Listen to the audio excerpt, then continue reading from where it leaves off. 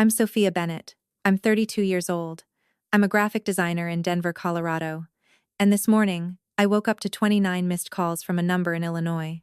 I stared at my phone so long my coffee went cold in my hand because deep down, before I even listened to a single voicemail, I already knew who it had to be. Some memories do not fade with time. They wait. They sit quietly in the dark corners of your life until one ordinary morning, they rise up and drag you all the way back. For me, it was one sound, one number, one flashing screen. And suddenly, I was 12 years old again, standing alone inside Union Station in Chicago, watching the only people who were supposed to protect me turn my fear into entertainment. My mom left me at a train station as a joke. They laughed. They actually made a bet over whether I could find my way home on my own. I can still remember the way my stomach dropped when I realized they weren't coming back after me. The way every face in that station looked unfamiliar. The way the whole city felt too big, too loud, too cold for a little girl with almost no money in her pocket. That was the day everything in my life split into two versions. The girl I had been before that moment, and the person I had to become after it. I never went back. Not that night, not the next week, not ever. I built a different life, a different name, and a future so far from them that most days, I could almost believe they no longer existed. But this morning, those 29 missed calls proved something I had spent 20 years trying to bury. The past does not always stay where you leave it. Sometimes it comes looking for you. Hey, does the weather where you are feel perfectly in tune with your current mood right now? Growing up in Willow Creek, Illinois, taught me very early that appearances meant everything in my family. To our neighbors, we looked solid and respectable. The kind of middle-class American family people pointed to when they wanted to talk about hard work and good values. My parents owned a small but successful chain of home goods stores. The kind of places that sold kitchen mixers, bedding, discount coffee makers, and every random household item people forgot they needed until they walked past a bright display. On weekends, my father grilled in the backyard. My mother waved at people across the fence, and everyone acted like we were building the kind of life other families should admire. But inside the house, love was always tied to performance, and safety depended on whether my mother was bored enough to invent another lesson. She loved calling them lessons. That was her favorite word. If I cried, I was too sensitive. If I asked for help, I was helpless. If I forgot something, I needed to learn responsibility. She could turn any normal childhood mistake into a reason to humiliate me. And my father always backed her up with a grin, like cruelty was some kind of team sport they both enjoyed. When I was 8, I asked for a pair of sneakers at the mall, because my old ones were falling apart at the toes. My mother told me I was acting spoiled, marched me to a bench near the food court, and said if I wanted to live in the real world, I could start by sitting there alone and learning that nobody owed me anything. They left me there for almost 3 hours. I remember staring at the pretzel stand, smelling cinnamon and butter, trying not to cry because every time I cried, it seemed to entertain them. When they finally came back, my father laughed and asked my mother if she owed him $20 because he had guessed I would still be sitting in the same spot. When I was 10, I cried after a youth football game because a group of boys from school had mocked me in the parking lot. And instead of comforting me, my parents drove to the far side of the stadium lot, and weakness attracted worse treatment.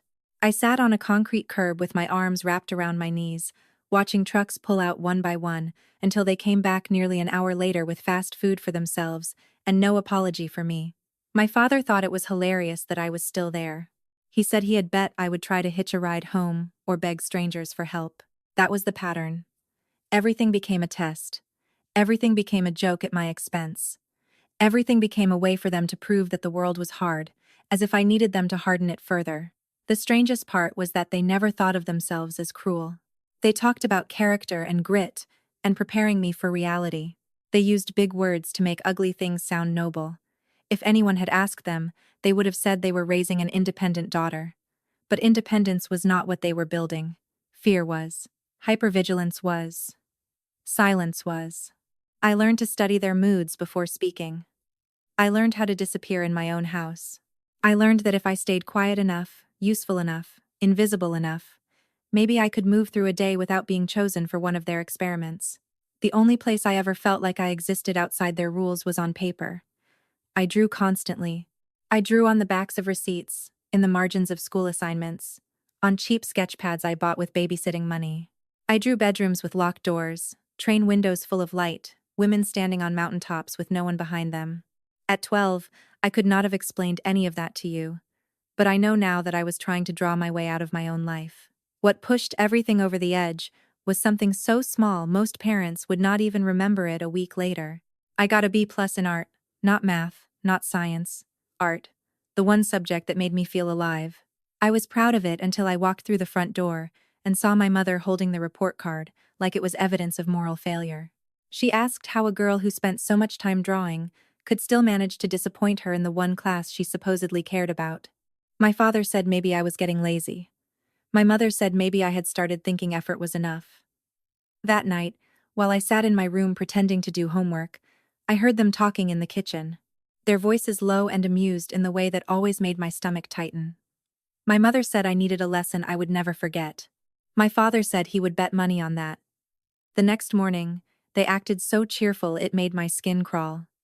My mother made pancakes. My father actually asked me if I wanted orange juice. They told me we were taking a day trip into Chicago, just the three of us. And for one stupid, desperate second, I thought maybe they were trying to reset something. Maybe they had cooled off. Maybe the report card fight was over. Maybe this was the closest thing my family could manage to an apology. I should have known better. The whole drive from Willow Creek to the city felt off in a way I could not fully name at the time. My father kept the radio loud and drummed on the steering wheel like he was in a great mood. My mother kept turning around from the passenger seat to ask me questions she already knew I would answer carefully. Did I think I was smart? Did I think smart girls were ready for the real world? Did I think life would care whether I was scared? Every answer I gave seemed to amuse them. Every time I tried to stay quiet, they pushed harder. By the time the skyline came into view, I had that familiar feeling in my body, the one that said something bad was coming, and I would not be allowed to prepare for it. We parked near Union Station around noon. I had never seen anything that big or that crowded up close. The station felt like an entire city compressed under one roof. People with rolling suitcases hurried past in every direction. Businessmen, families, tourists, college kids, all of them moving like they belonged there. I stayed close to my parents because I did not know where else to stand. Inside the main hall, my mother pointed to a huge pillar near the entrance and told me to wait right there while they moved the car and grabbed lunch. 15 minutes, she said, maybe 20. I asked if I could go with them, and my father laughed so loudly people turned to look. He said I was 12, not 2. My mother leaned close and told me not to embarrass her in public. So I nodded and stayed by the pillar while they walked away. I remember checking the big station clock over and over. 15 minutes passed, then 30, then 45. At first, I kept telling myself the parking was bad, or the food line was long, or they had gotten turned around. An hour in, my chest started to hurt.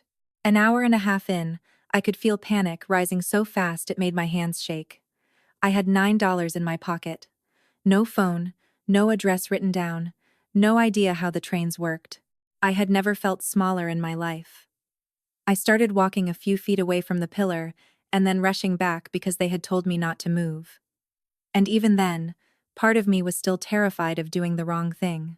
The station got louder as the afternoon dragged on. Every announcement over the speakers made my heart jump. Every woman with dark hair made me turn my head. Every second stretched until it felt cruel. Then I saw the car. Through the front windows, moving slowly past the street outside, I saw our car glide by. My whole body jolted with relief so strong I almost laughed. I ran toward the glass, waving both arms. And for a split second, I actually thought they had come back. My father was driving. My mother was in the passenger seat. Both of them were looking right at me. My father smiled first. Not the relieved smile of someone who found a lost child. The smile of someone watching a punchline land exactly the way he hoped it would. My mother rolled down her window and leaned out just enough for me to hear her over the traffic. She yelled, "I bet $50 you cannot even find your way home." Then she laughed. My father laughed with her. He lifted one hand off the wheel in this stupid little thumbs up like they were congratulating themselves for being clever. Then the car moved on and disappeared into traffic. That was the moment the world changed shape for me. It was one thing to fear they might forget me. It was one thing to suspect they were teaching me another lesson. It was something else entirely to see them choose it, to watch them enjoy it. to realize that my fear was not a side effect of what they were doing. It was the point. I stood there frozen until someone brushed past me and muttered, "Excuse me," and the sound of a stranger's voice snapped me back into my body. I ran back inside because I did not know what else to do. I wandered from one end of the station to the other, crying off and on, wiping my face every few minutes because I was still embarrassed to be seen upset. My parents had trained that into me too. I tried to think of anyone I could call, but there was no one. I tried to picture the route home, but home might as well have been another country. I sat on a bench, then stood up again, then walked in circles until my legs hurt. At some point, I stopped expecting them to come back. At some point, the waiting ended, and the abandonment began. That difference may sound small, but when you are 12 years old, it feels like falling through ice. I spent almost 3 hours inside Union Station after they left me there, long enough for the light outside to begin shifting, long enough for the crowds to thin and fill again, long enough that I stopped thinking in complete sentences and started moving on instinct alone. I stayed away from doors because I was afraid of stepping into the city and getting even more lost. I stayed away from police because my parents had always told me that if I caused trouble, authority figures would make everything worse. I stayed away from strangers because the same people who abandoned me had spent years teaching me that asking for help was weakness. Looking back, I think that was one of the cruelest parts of what they did. They trained me not to trust anyone, then left me in a place where trust was the only thing that could have saved me quickly. The person who finally noticed me was a station employee named Maria. She was in her 50s, with tired eyes, and the kind of calm voice that made you want to tell the truth even when you were scared. She had apparently seen me pass the same row of seats and vending machines multiple times. She stopped me near a hallway leading toward the administrative offices and asked if I was lost. I lied immediately. I said I was waiting for my parents. She asked how long I had been waiting. I said I did not know. She asked if I had eaten. That was the question that broke me. I started crying so hard I could barely breathe. All the shame I had been swallowing since noon came apart in one ugly rush. I told her they had left me. I told her they drove past the station and laughed. I told her my mother had bet money on whether I could find my way home. Maria did not react the way my parents would have. She did not tell me to calm down or accuse me of being dramatic. She crouched slightly so her face was level with mine and said, very clearly, "You are safe right now, and I am going to help you." Security was called first, then transit police.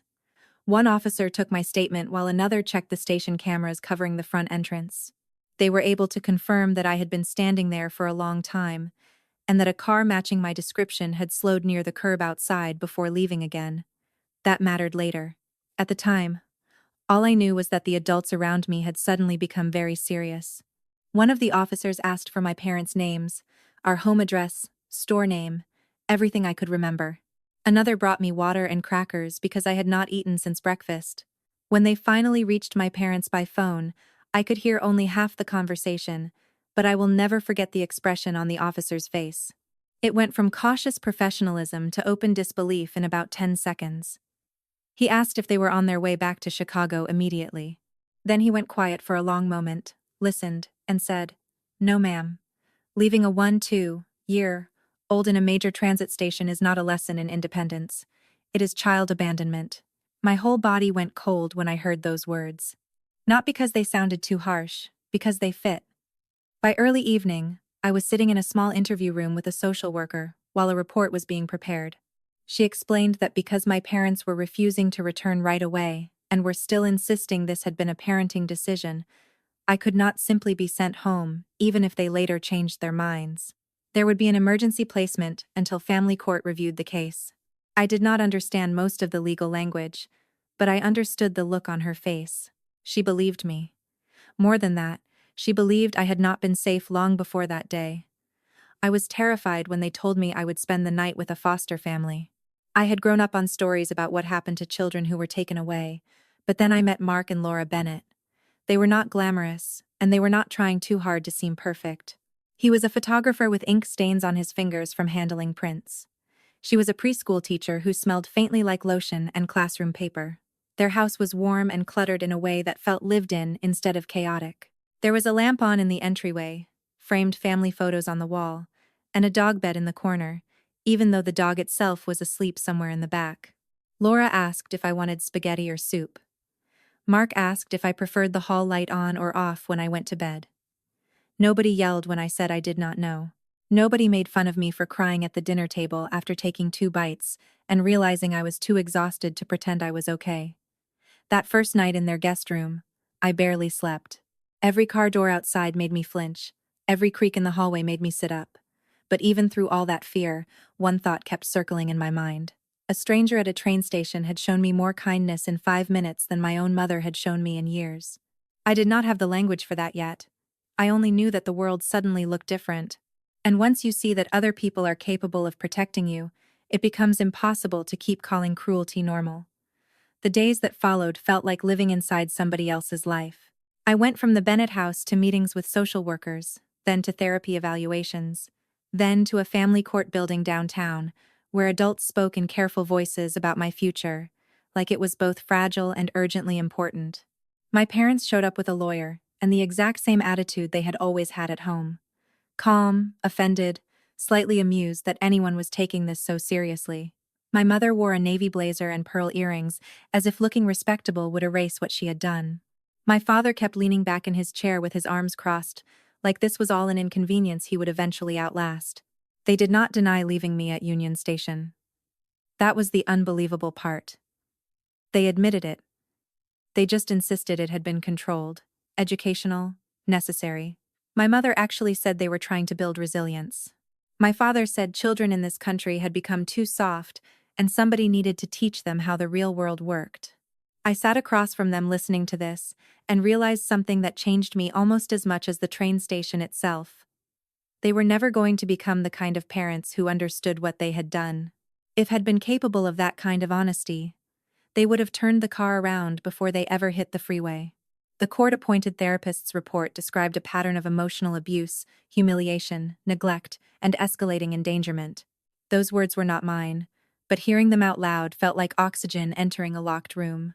For years, I had thought my childhood was somehow my fault, because that was easier than believing the people in charge of me were choosing harm on purpose. The report made it plain. This had not been a misunderstanding. It had not been a strict parenting style. It had been abuse, dressed up in middle-class language. When the judge finally asked if I wanted to return home while the court monitored the family, I said no. So quickly, the answer seemed to shock even me. My mother stared at me like I had slapped her. My father muttered something under his breath about ingratitude. The judge did not flinch. The next phase was supposed to be a path toward reunification. Parenting classes, family therapy, supervised visits, regular reviews, a long process designed to give my parents a chance to prove they could change. On paper, it sounded fair. In reality, my parents treated it like a public insult. They hated the idea of being evaluated. They hated the idea of oversight. They hated that teachers, therapists, and court officers now had access to the private face of the family they had spent years polishing for everyone else. My father complained more about the damage to the store's reputation than he did about losing custody of me. My mother kept saying she would not let the state tell her how to raise her own child. And then, in the most important moment of the entire case, they were given a choice. They could commit to a 2-year reunification program and do everything the court required, or they could voluntarily surrender their parental rights. They chose surrender. Just like that, my chest did not break in the courtroom the way you might imagine. It went strangely still. I had spent my whole life trying to be good enough to keep them from turning on me. And in the end, they gave me up rather than admit they were wrong. That was the truth that stayed with me longest. They did not lose me because the system stole me away. They handed me over to protect their pride. After that, things moved faster. The Bennetts were already licensed foster parents, and over the following months, they became something else entirely. Mark started setting aside old photography magazines and art books for me because he had noticed how often I drew. Laura would knock before entering my room, which sounds like such a tiny thing until you grow up in a house where privacy does not exist. They learned what foods made me anxious because of old punishments tied to dinner. They stopped asking me to make eye contact when I was upset. They did not demand love or gratitude or instant trust. They just stayed. Steadiness snorts can feel almost supernatural to a child who has never had it. The adoption was finalized after enough time had passed for everyone to pretend the process was orderly, but emotionally, it had already happened long before the judge signed the final papers. When I was asked if I wanted to change my name, I did not hesitate. Jennifer Caldwell belonged to a girl who had stood in a station with $9 in her pocket and no idea if she would be alive or dead to her own family by the end of the day. Sophia Bennett belonged to somebody else. Somebody with a room of her own, a desk with drawing supplies, a family that did not laugh when she was afraid. I still remember the first night after the adoption was official. Laura put fresh sheets on my bed like she always did on Sundays. Mark left a new sketchbook on my desk, and nobody made a speech about how lucky I should feel. They acted like I had been theirs all along. That quiet certainty healed more in me than any dramatic moment ever could. It taught me that real love does not test you to prove you deserve it. Real love makes room for you before you know how to relax into it. Healing did not happen all at once, and it definitely did not happen in a straight line. People love stories where one act of rescue fixes everything, where the damaged child instantly blossoms the moment she is placed in a better home. My life was not like that. For years, my body still reacted to kindness like it might be a trap. If Laura told me she would be back in 15 minutes after running to the store, I had to fight the urge to stare out the window until her car returned. If Mark was late picking me up from an after-school event because traffic was bad, I could feel panic building so fast it made my hands numb. I hated waiting in public places. I hated being told to stay put. I hated the phrase, "I will be right back." Therapy helped, but it was slow work. The kind that forces you to say ugly truths out loud, until your nervous system slowly starts believing what your mind wants it to know. I learned the words trauma and emotional abuse and hypervigilance. I learned that being hurt over and over does not make you stronger in the way cruel people claim. It makes you adapt to danger. It makes you brilliant at survival and terrible at rest. Through all of it, the Bennetts never rushed me. They came to school events, helped with homework, remembered what topics triggered me, and let me keep my bedroom door closed when I needed space. They did not try to erase what had happened. They helped me build a life large enough that it was no longer the only thing defining me. Art became more than escape. It became structure, language, proof that I could make something beautiful without anyone's permission. I poured myself into it through high school, then into college applications, then into every portfolio review and late-night session after I got into the Art Institute of Chicago. Moving back toward the city that had once frightened me was not symbolic at first. It was practical. The school was right for me. The program was strong. But somewhere during those years, I realized I was taking something back. The same city where I had once been abandoned became the place where I built myself. I studied graphic design, worked part-time, went to therapy, and learned how to exist around people who did not require me to shrink. After graduation, I took a job in Denver with a branding firm that specialized in small business identity work. And for the first time in my life, I lived far enough away from Illinois that it felt like geography itself was on my side. Denver gave me space, new streets, new habits, new weather, air dry enough to clear my head. Eventually, I started taking freelance clients on the side, then opened my own studio. I built a reputation for clean visual storytelling, the kind of work that helped people say clearly who they were and what they stood for. Sometimes the irony of that was almost funny. My whole career grew out of the fact that I had spent childhood trapped inside somebody else's lies. I met Alex through a friend at a housewarming party. He was a software engineer, patient in a way that did not feel performative and very hard to rattle. On our third date, I told him I had complicated family history. On our fifth, I told him a little more. Months later, when I finally told him about Union Station, he did not interrupt, did not overreact, did not offer me some lazy line about how everything happens for a reason. He just reached across the table, took my hand, and said, "That should never have happened to you." The simplicity of it nearly undone me. We built our life the same way I had rebuilt myself. Slowly, deliberately, with room for honesty. We got married in a small ceremony with Mark walking me down the aisle, and Laura fixing the back of my dress while trying not to cry.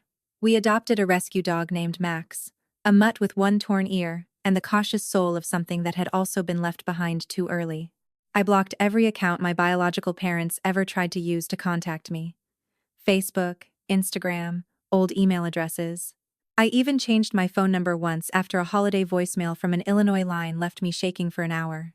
I did not talk about them unless I had to. I did not visit Willow Creek. I did not use my old name.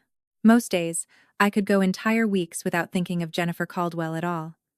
That was the life I had built by the time the missed calls came in.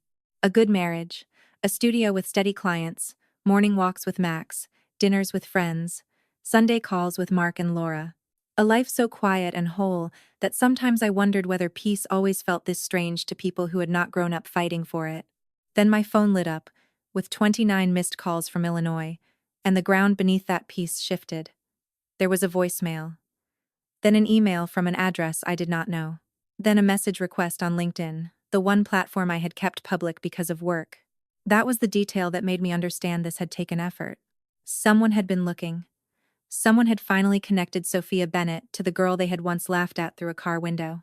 I sat at my kitchen with the phone in my hand while Max pressed against my leg and Alex watched my face turn white. I had spent 20 years making sure the past stayed buried. Whatever was happening now had dug it up with both hands. The voicemail was not from my mother. It was from my younger sister, Hannah. I had not heard her voice since she was a little girl, following me through the hallway in mismatched socks, too young to understand why the air in our house always felt charged. Her voice sounded older, rougher, the way voices do when life has pressed hard on them. She said our mother had late-stage cancer. She said our father had suffered a mild stroke 6 months earlier. She said the stores were gone. Not struggling. Gone. One by one. Closed or sold off at losses after the family story I thought had been buried in court records resurfaced in the worst possible way for them. A relative had posted about the train station incident in a local Facebook group after my mother, in a stunning act of hypocrisy, left a comment on someone else's parenting post about how children today needed stronger discipline. That one comment opened the door. Old neighbors started talking. A retired court clerk, who should probably have minded her own business but did not, hinted that the rumors were true. Someone found an old newspaper brief about a custody matter tied to a minor abandonment investigation. Then a former employee from one of the stores chimed in about what my parents were like behind closed doors. The image they had spent decades curating collapsed in public, fast and ugly. Customers stopped coming. People drove to bigger chain stores in the next town, rather than give them another dollar. Church friends went quiet. Civic groups stopped calling. Willow Creek, which had once protected them with gossip and politeness, turned on them with the same tools. Hannah said they were living in a subsidized apartment outside town now. No house, no stores, no standing, no version of the old family left to hide inside. Then she said the line that told me exactly why there had been 29 missed calls instead of one respectful message. They wanted me to come back. Not because they had suddenly become different people. Not because time had made them brave enough to face the truth. Because they were out of options and terrified of dying alone. I asked Hannah why she was calling if she knew I had every reason not to answer. There was a long pause, and then she said, "Because I wanted you to hear it from someone who is not lying to you." She told me she had cut contact too.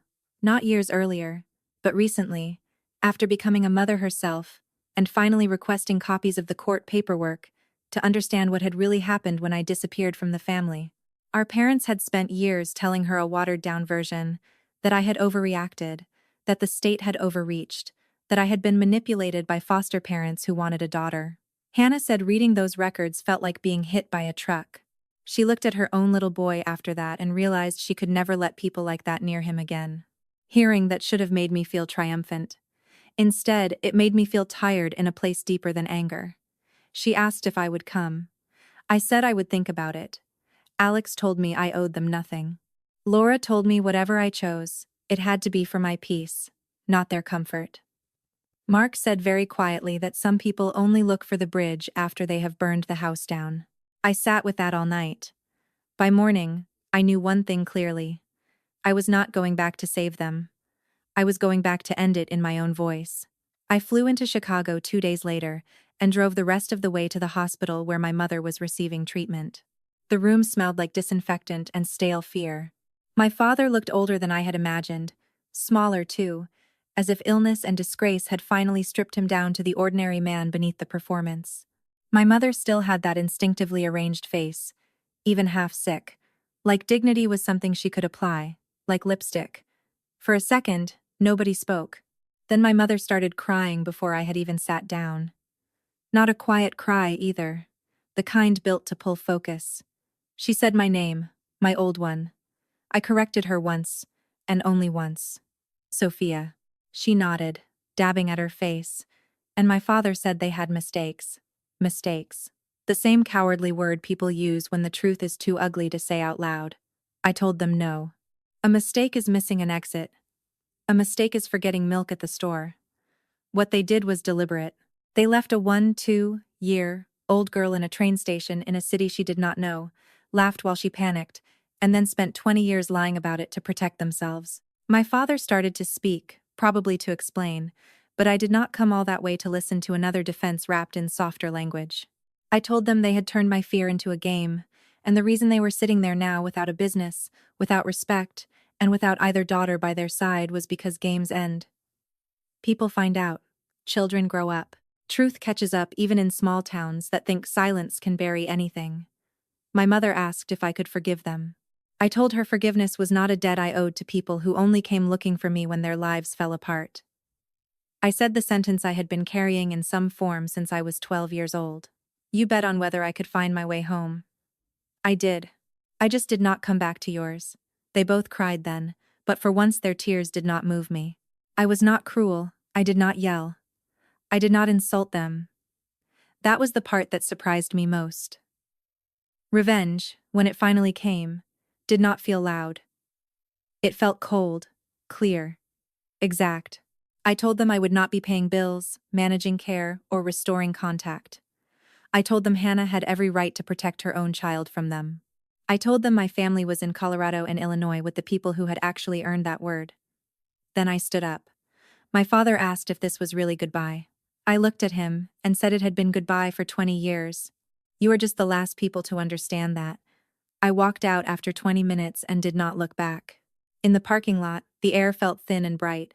I stood there with my hands shaking, not from regret, but from the strange release that comes when something haunting you finally has a shape you can leave behind. On the flight home, I thought about the little girl at Union Station, the one who had believed being abandoned meant being unwanted forever. She had been wrong. She was unwanted by two broken people who mistook cruelty for strength, but she was not unworthy of love. There is a difference, and learning it saved my life. If there is any lesson in what happened to me, it is this. Abuse does not become discipline just because a parent uses cleaner words for it. Humiliation does not build character. Fear does not make children stronger. It only makes them older before their time. And walking away from people who hurt you, even if they share your blood, is not bitterness. Sometimes it is the healthiest thing you will ever do. I did not leave that hospital feeling guilty. I left feeling educated by my own survival. The family you are born into can shape your wounds, but it does not get to define your future. Real love does not laugh when you are scared. Real family does not test whether you can survive without them. Real healing begins the moment you stop calling cruelty a lesson and start calling it what it was. And once you do that, you can build a life so honest, so steady, and so full of peace that even the people who broke you cannot take it back.